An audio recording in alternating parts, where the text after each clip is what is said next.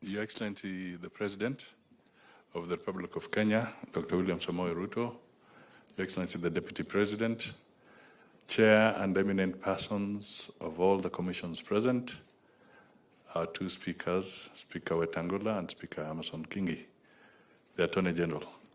I must admit that I didn't know that constitutional commissions can ambush you.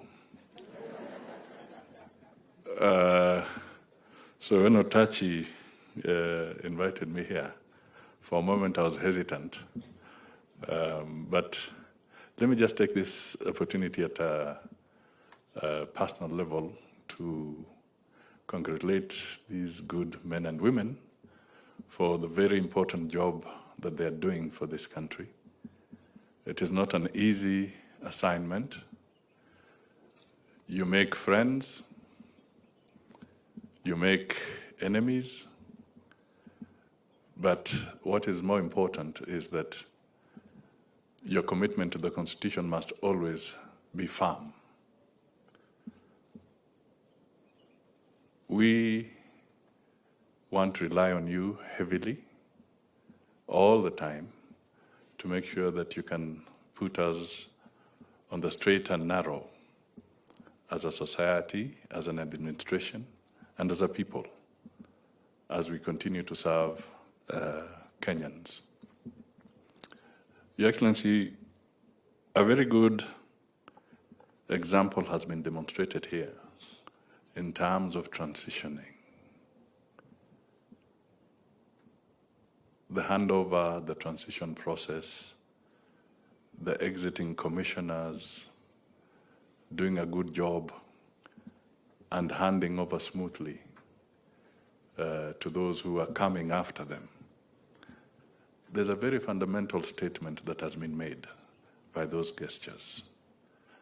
A statement that I believe needs to be broadened and deepened in our laws so that we can look at the whole issue of transitioning more deeply and more thoroughly as a country. Because we have tended to assume that transition, as provided for under the Assumption of Office Act, is basically at the apex.